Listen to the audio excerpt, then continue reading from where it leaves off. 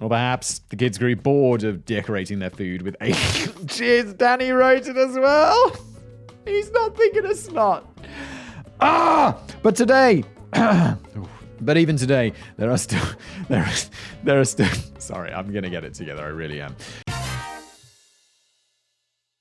Today's video is brought to you by Surfshark. More about them in a bit. You are the owner of a long-beloved food product during the post-war boom of the 1950s.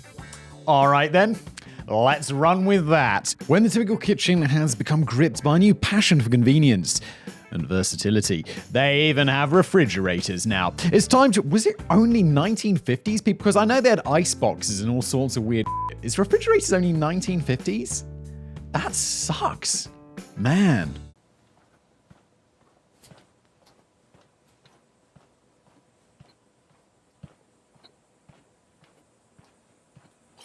I love refrigerators. It's time to embrace the almost endless marketing possibilities and cook up some intriguing new ways for customers to enjoy your brands. There's just one little problem. Your food product is essentially just a bunch of mushed up animal ligaments, tendons, skin, and bones sprinkled with a sweet flavoring. Delicious. The product is the god-awful monstrosity that is Jell-O.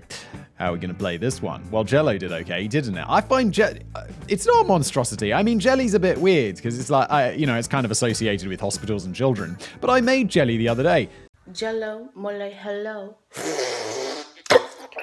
Well, we call it jelly in the UK. I know Americans, you call it Jell-O. Can you guys hear that drilling? I'm going to go insane because I literally was like, oh, good, they're not drilling this morning because there's construction going on next door. And I literally sat down. I literally turned on the record button and 20 seconds later, motherfuckers. And it's far away. It's all the way on the other side of my bloody office. What the fuck? Ah!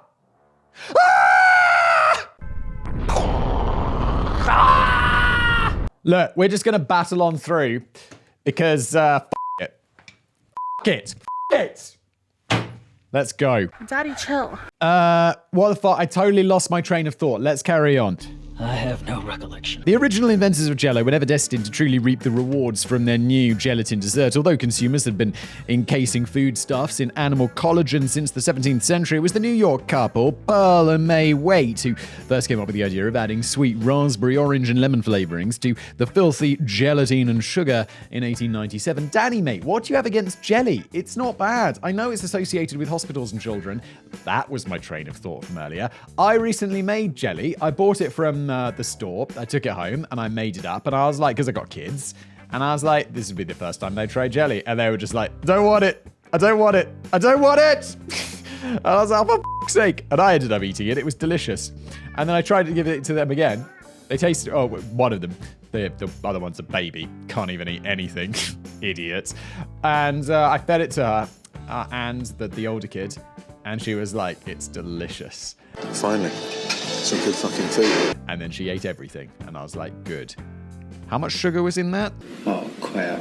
Unfortunately, they didn't have a clue how to market their new Jell-O product, so they sold the patent just a couple of years later to Frank Woodward and Janice Pure Food Company for just $450 or $15,000 in today's money. Less than 3 years later, Jell-O was pulling in annual sales of $250,000 or just over $8 million today. Yeah, I mean, okay, that sounds like, they got a bit ripped off, but they chose to sell it. And also the big advantage that Genesee Pure Food Company has, which is an interesting name for a company that's selling crushed up animal bones, Pure, is that they've obviously got a giant marketing machine that they can put into action, which even if Pearl and May, even if it was like, yo, Pearl, this is what you got to do, and they'd be like, okay, I can't do that, I don't have tons of money to throw at this.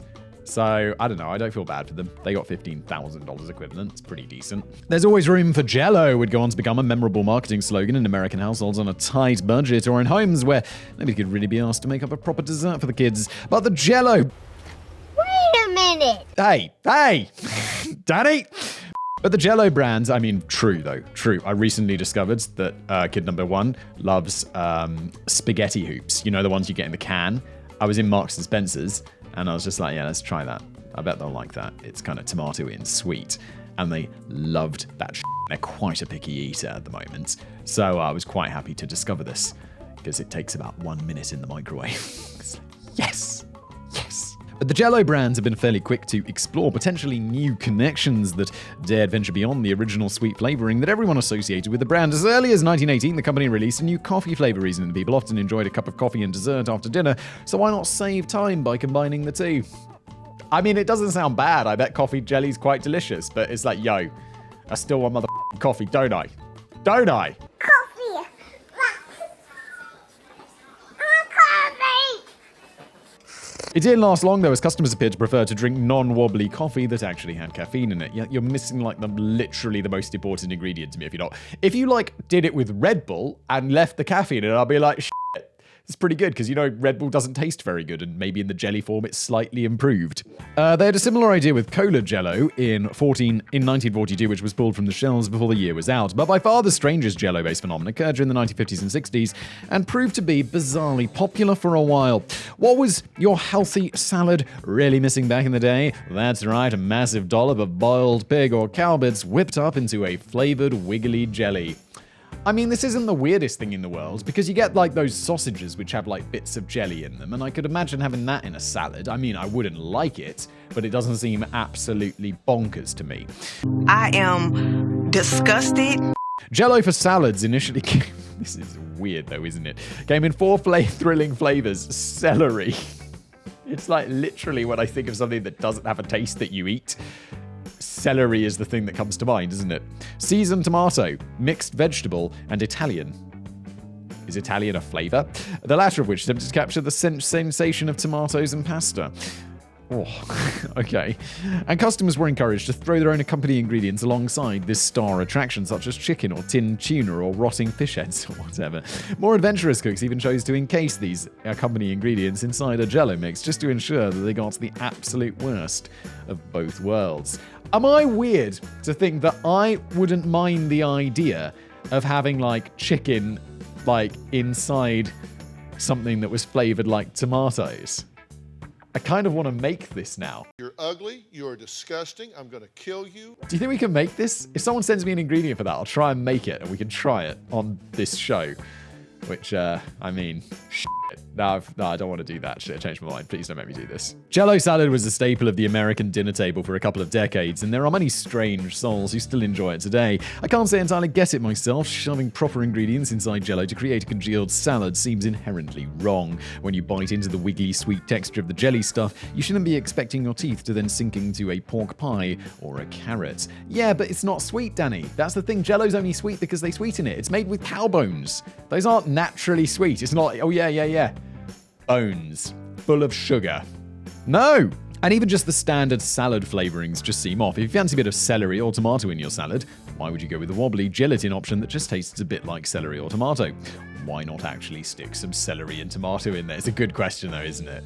I mean, because it's like, yeah, I don't like the flavor of jelly. I just love the texture. Is that something anyone's ever said?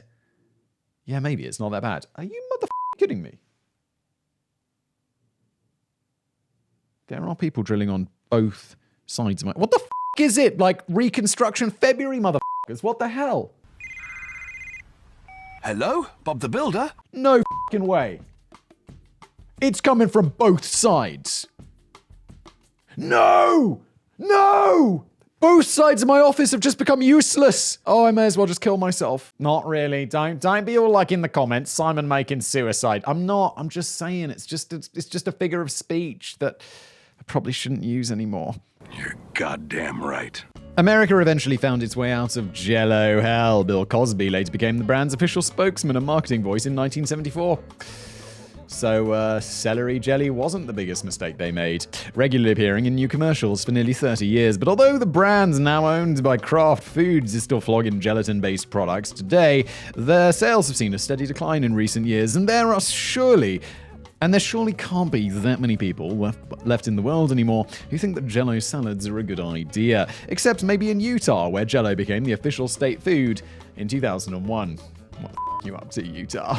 Why would you do that? One theory why Utah is still so in love with Jell-O is the state is home to over 2 million Mormons who abstain from vices such as alcohol and coffee and cocaine and pickled eggs. That sounds so boring, Utah. Why are Mormons just seem so... I'm sure they're great. Like, individually, it's, like, great to hang out with a Mormon. Except then you're like, should we go for a beer? And they'll be like, oh, good Lord, no. And literally, good Lord. The good Lord says no. It's all right. All right. All right. What about some cocaine? God, I miss cocaine. So, Jell, I'm pretty sure there's nothing in the Bible about that. Is there? Exactly. So, Jell-O provides their only What's that? Hang on, Mormons. What the fuck? Jesus was all into wine and wasn't he? So Jell-O provides the only opportunity for them to really let their hair down and live a rock and roll lifestyle. Keep on wiggling, Utah. Speedy pigs. Now, just before we continue with today's video, I do want to thank today's fantastic video sponsor, Surfshark, for it. They help you get the most out of your internet experience. Because let me tell you something, the internet's kind of a weird place. There's people out there, you know, they want to steal your personal information, track your Instagram habits, bombard you with ads. Like creepily specific ads. No one needs any of that stuff. And look, one great thing about Surfshark is also hack lock protection, which basically searches online for your passwords, which sounds like a bad thing, but no, Surfshark are the good guys. Yo, if your password's been leaked in some sort of data breach or whatever, they'll let you know so you can change it and be nice and safe. And while you're on the internet being all nice and safe, maybe you're like, I'll watch some Netflix, but I'm done. I've finished everything in the Netflix queue. Somehow I have consumed every piece of content in my country on Netflix that I'm interested in. Well, don't worry about it. Fire up that Surfshark VPN, select a different country, and you'll find that you get a whole load of other options. That works. Like for me, I often check out American Netflix and I'm like, oh boy, there's a lot of stuff here, but it also works the other way around. Americans, there's plenty of stuff that we in Europe get on Netflix that you guys don't, which is brilliant. I mean, when you've got Surfshark, because then you can access it all. Surfshark also is, of course, totally unlimited. There are no logs kept, of course, because they value your privacy, and there's a 30-day money-back guarantee if you don't like it. So you get 83% off and 3 months for free by going to surfshark.deals/blaze, or just click the link in the description below. And now back to today's video. Several years before the microwave became a common sight on the kitchen worktop, brands were struggling to think of new ways of cutting down cooking times and general fappery. The makers of Ready Whip had already spearheaded a new food revolution in the 1950s when they invented whipped cream that could be dispensed via an aerosol spray can, providing an opportunity for the lost and disenchanted to shrug their shoulders and spray the stuff directly into their mouths. Yeah, and the fucking assholes who invented this stuff. That's not why I hate them most. I hate them most because you don't know what you're getting. You can go to a coffee shop and be like, you know, order a hot chocolate or whatever in winter. And they'll be like, do you want cream on top? And you'll be like, yeah, I want cream on top. I don't want whatever that shit is that is made out of oil. But you don't say that. You're like, yeah, I do want cream on top. And then it comes and it's that weird oily fake shit. And you're like, what the have you done? Oh, this coffee smells like shit. It is shit, Austin. Fucking assholes. This is the biggest problem. I think there's got to be something done about this. I think we've discovered the most first world problem ever. And in 1964, the same company turned their attention to almost instant bacon. Now that sounds good. I would have thought that frying bacon was a relatively quick and easy process to begin with. Yeah, but Danny, then you got to wash up a pan, don't you? But Ready Whip, and then it's like, yeah, just put it in the dishwasher. It's like, but it's non-stick, and I don't know if I want to fuck them up. I've got 3 various non-stick pans. One of them's really nice, and it doesn't go in the dishwasher. The other 2 are just totally fucked up, not non-stick anymore, because every time I'm like, I'm going to wash it up. Nah, it was £11 or whatever, the equivalent, $12 from IKEA. Am I going to wash it up and take care of it? No. It's going to go in the dishwasher until it's totally fucked up and I just have to buy a new one. Except I don't end up buying a new one. I just end up using a fucked up pan for years. Oh my God. I mean, I understand that I sound like a dick complaining about all of this stuff, but it is like, come on. It sucks. This really sucks. Life is hard. Can we fix it with Ready Bacon? You have a poison in your mind, and the fact that you can't see it makes me so sad. But Ready Whip felt that this process could be trimmed down by just popping your bacon in the toaster. Oh my God, this is a really boring story, but I'm going to tell it anyway.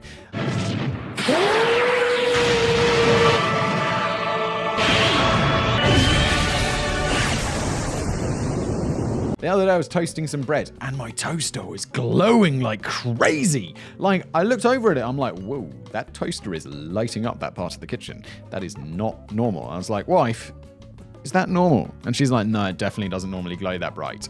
And I look inside and for some reason, all of the power is just going to one side of the toaster. And my toast pops out after like a minute and one side is burnt to shit. and the other side is just not cooked at all, and I'm like, what the f*** is going on? So I look in there, and a piece of metal, I've got this this rack that holds cups above the toaster, and one of the little metal hooks had fallen off and was bridging the circuit between both sides and somehow channeling all power to one side of the toaster, and it was going mental. I have no idea why I told this story. If I look at my YouTube graph, this is where everyone clicks off because they're like, what the f*** is going on? What is this piece of shit? And why are we hearing this boy tell us about toasters? No one cares. A packet of ready bacon contained 8 strips of pre-cooked bacon, split up into 2 foiled packs of 4, which were padded with absorbent paper. The idea was that you just slot a pack into the toaster and wait a mere 90 seconds for it to yield 4 sizzling strips of piggy goodness. And as the advert stated, this was all without going to the colossal effort of soiling a pan, which you'd only have to clean up later. It's brilliant! I want it! Here's my money! Take it! By all accounts, it tasted pretty damn fine too. Only one slight niggle though. Oh no. Those absorbent pads weren't very effective, and when the natural solid fat of the bacon was heated, the resulting spurts of liquid hot fat would leak into the inner workings of your toaster. Uh-oh. Something's gonna catch on fire! At best, this had the potential to completely wreck your toaster. At worst, just the slightest tear in the foil packaging could potentially create enough gushing greasy goo to start a fire and burn down your entire kitchen. The product was swiftly pulled from the market in almost the same length of time it takes to clear up a proper fire. Still, 90-second bacon with no washing up. I think a lot of people would have been happy to take on that risk, like me. I remember as a kid, my parents had bought these they were some sort of heat-proof bag that you'd put like a toasted cheese sandwich in. So you'd make you'd put the bread, you put some cheese, and then you slide it into this bag, and you put it in the toaster, and it would toast everything inside this bag. It was kind of amazing. Why don't I have that? I'd love to have that. Like, cleaning up the toasted cheese machine is the bane of my existence. Like, what the f*** is this? I hate it. Flower power. I'm not entirely sure if Pez candy ever landed properly in the UK. I certainly never came across it. I did, Danny. I'd get Pez often. Oh. I think I just realized my aunt, who is American, she would maybe bring Pez over, like the Pez dispenser with the thing, and I just realized that's probably where I have Pez, why I had Pez. I don't remember asking you a goddamn thing. Fascinating, Simon. Thank you for that brilliant insight into your childhood. And that's quite odd considering that the Austrian candy first launched in 1927 and went on to become available in 90 different countries and is still pretty popular in the US today. Perhaps more famous for its dispenser. Yeah, you got these little cartoon heads that you pull up and it pops out a Pez, which I never really liked. They're kind of taste weird.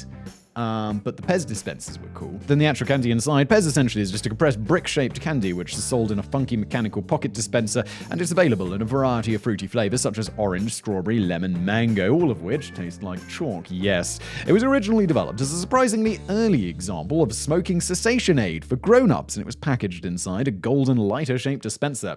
Because when you're quitting smoking, what you want to think about is smoking. Exactly. Back then, the only flavor was peppermint, inspiring the brand name, which comes from Pfefferminz, the German word for peppermint. However, by the time, I think we could have guessed that one. However, by the time Pez arrived in the US in the 1950s, the focus had moved to selling fruit candy to kids, and the dispensers now featured silly cartoon character heads which you tipped back to release each small brick sweet. Some of these character heads dispensers have become highly collectible and now fetch thousands of dollars at auction. I definitely threw them all away. I don't keep anything. I'm one of these people who sees an attic full of shit.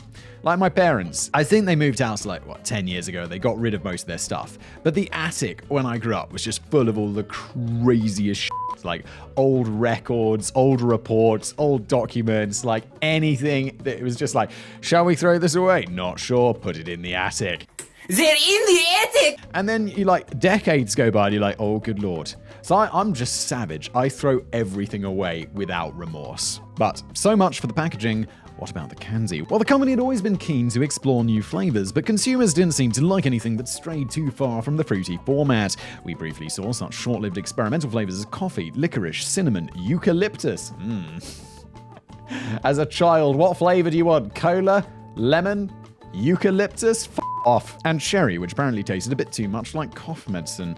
But perhaps the weirdest Pez concoction of all was released during the era of free love and flower power, when your grandparent hippies embraced the concepts of peace and love by necking shitloads of drugs, listening to psychedelic music, handing out flowers, and shagging everything that moved in a farmer's field. Hippies. They're everywhere.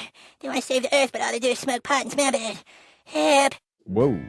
That can be interpreted two ways. Either they're shagging other people in a farmer's field, or they're shagging anything that moves in a farmer's field, which would typically be,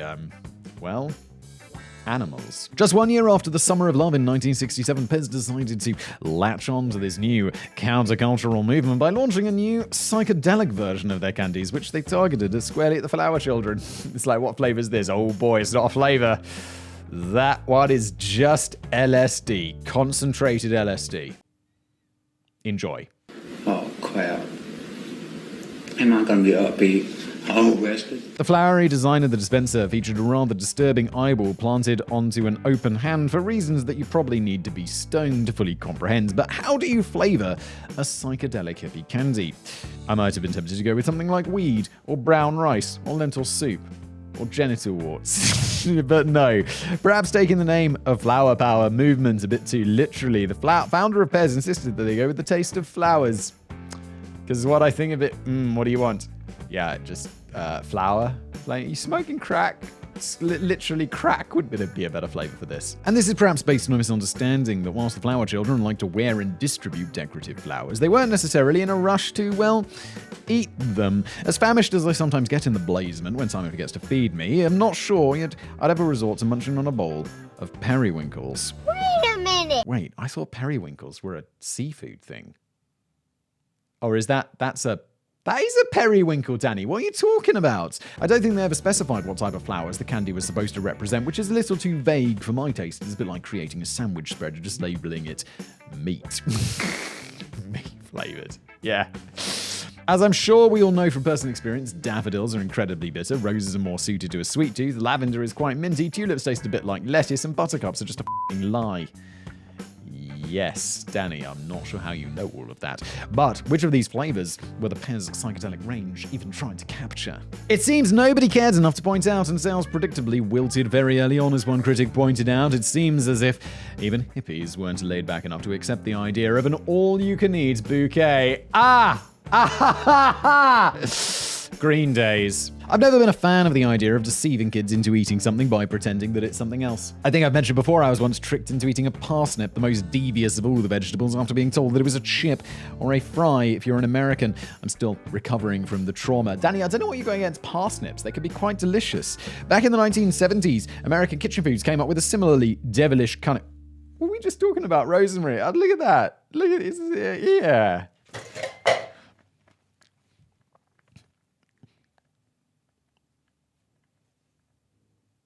Sorry.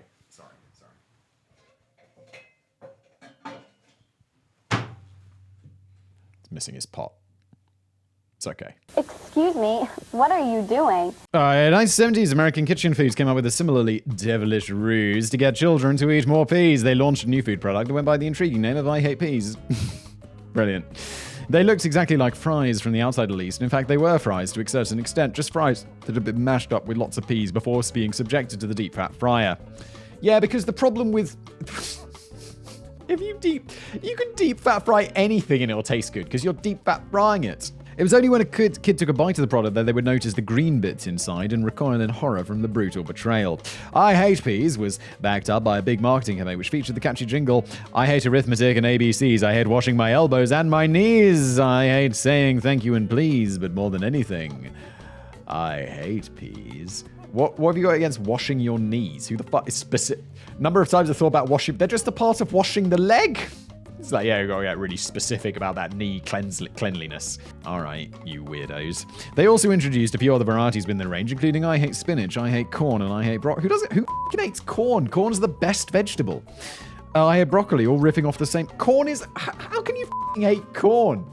What the f***? It makes so many... Corn is like the pork of the vegetable world. It makes so many delicious things. Cornbread, popcorn, sweet corn, barbecue, in salads, as a side, mashed up in potatoes. Oh my god, corn. Mwah. Come down today and try some corn. or we will sacrifice your newborn. No sign of I hate daffodils, though, so kids just had to eat the real thing back in the cruel 1970s. The kids aren't daft, though, and they were never going to buy into a product which came packaged with such negativity.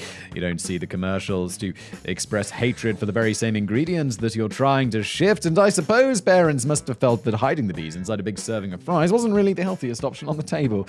It kind of defeats the whole point of getting children to eat more greens, doesn't it just? It seems that neither side was prepared to give peas a chance. An even weirder and slightly more pointless attempt at disguising the true nature of food product emerged from Heinz in 2000 when they decided to jazz up the color of ketchup for the kids. I remember this. There was purple ketchup. I feel it was blue ketchup. Purple was the big one, and it tasted exactly like ketchup. We definitely bought it at my house because it was like, that's a cool idea. And then, of course you got bored of it, and then you just went back to buying regular ketchup like a normal person.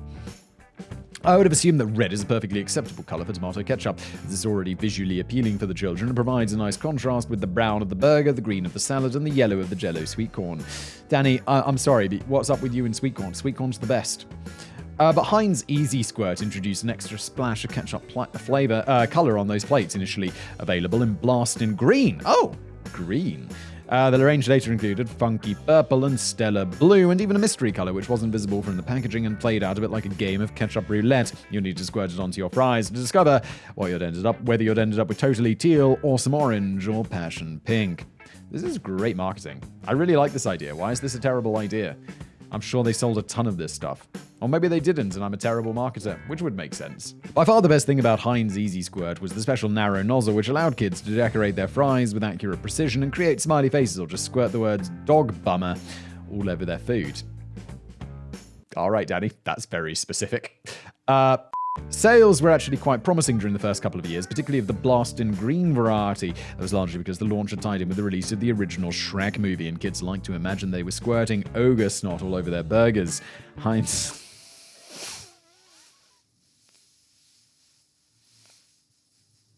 It's just another idea of what he could be squirting. God whistle, what's wrong with you? Heinz managed to shift over 25... Shrek. Dirty motherfucker. He grabs me with his powerful ogre hands and puts me on my hands and knees. I'm ready. You what? Heinz managed to shift over 25. Get it together, Whistle. Heinz managed to shift over. Woo! Heinz, it's not even Danny even right. It's just a stupid joke that I thought of myself. All right, then, keep your secrets. Heinz managed to shift over 25 million bottles of the stuff, but without the support of a big movie, the subsequent varieties weren't so popular, and Heinz EZ Squirt completely disappeared from the shelves by 2006. It could have been the case that parents quickly went off the idea of buying bottles of novelty goo. Or perhaps the kids grew bored of decorating their food with a... Cheers, Danny wrote it as well. He's not thinking of snot. But today... But even today, there are still... Sorry, I'm going to get it together, I really am. There are still petitions demanding the comeback of Heinz EZ Squirt, set up by people who simply refuse to accept that the most appropriate color for tomato is, in fact, red. McPizza. Fast food chains tend to work best when they stick with what they're good at. You wouldn't expect KFC to try and sell you a hamburger. You wouldn't expect Subway to try and sell you a bucket of fried chicken. And you wouldn't expect Taco Bell to try and sell you anything remotely edible. Yeah, I think I've talked about this before. A friend of mine who lives here in Prague is American, and there's no Taco Bell here, thankfully. But he's like this. He's from Montana, so he's a bit weird. I don't know anything about Montana. But I got two other American friends, and they make fun of him from being from Montana. So I assume, I don't know what's up, but there's something up with that. And they say he's from the Midwest. He's like, it's not the Midwest! But anyway, he loves Taco Bell. There's no Taco Bell here. And I've tried Taco Bell. It's not very good. Fascinating story fact, boy. Thank you for that. That's interesting, but I sure don't care. On a similar note, if you were in the mood for a really good pizza, you wouldn't immediately think of getting it from McDonald's. Yet in the late 1980s, McDonald's decided to muscle in on the turf of Pizza Hut and Domino's and take a bite out of the increasingly lucrative pizza market. This wasn't just a throwaway idea. Do I remember this? Did this happen in the UK as well? I kind of remember this. This wasn't just a throwaway idea either. They reportedly spent years and untold millions of the development of McPizza. It wasn't really called McPizza though, that was just a nickname given to it by customers. Officially, it was known as the McDonald's Pizza. Why didn't you just call it the McPizza?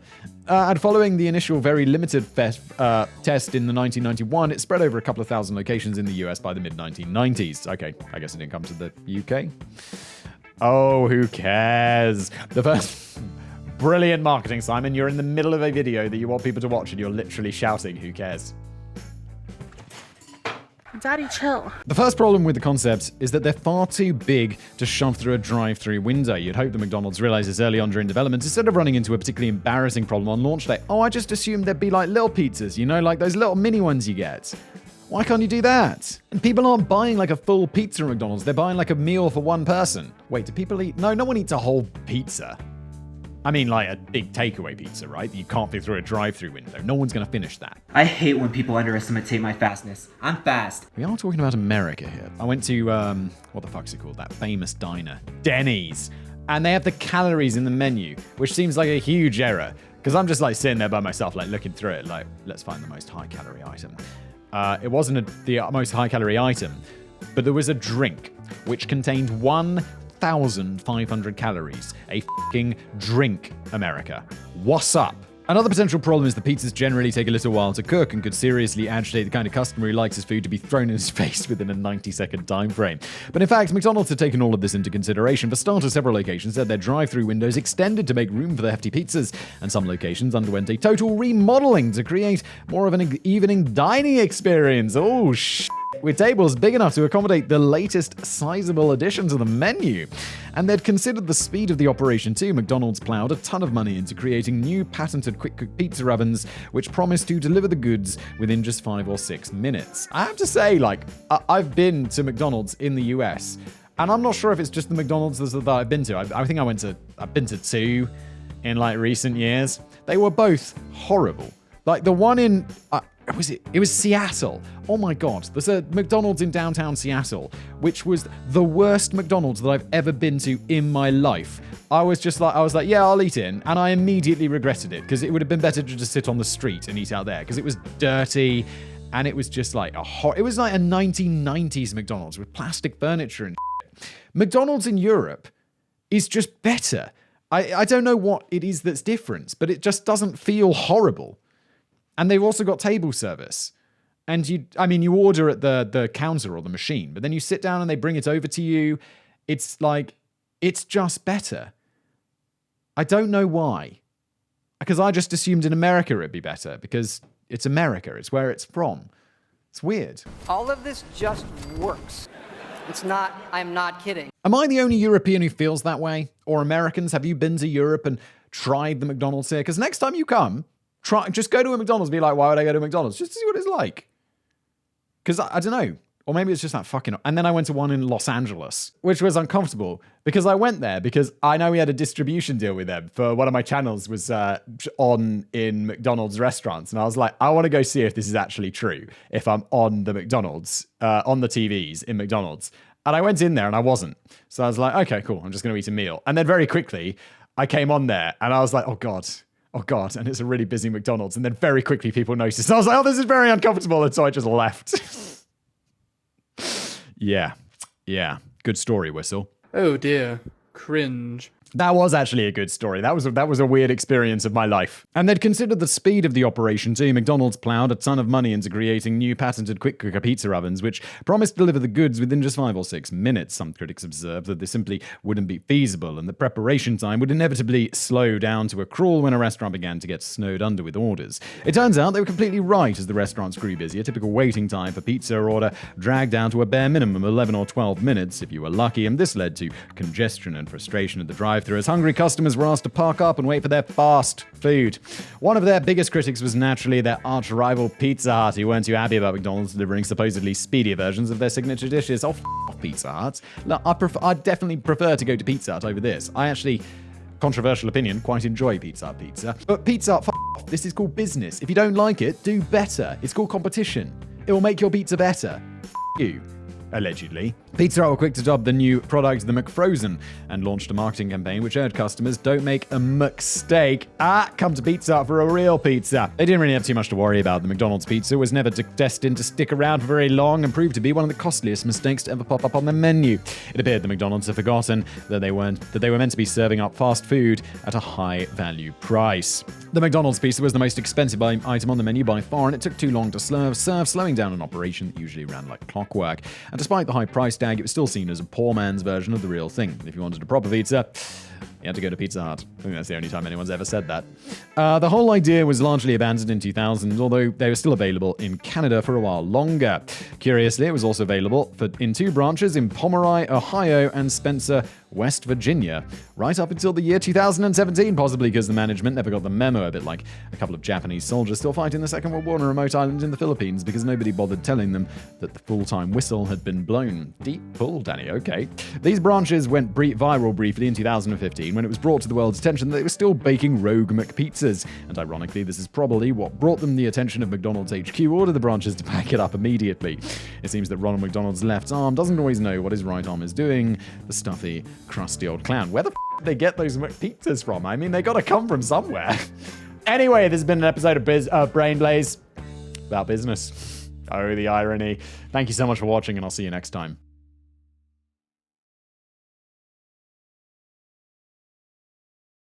Shrek. Dirty motherfucker. My dad walks in. Shrek looks him straight in the eye and says, "It's all ogre now."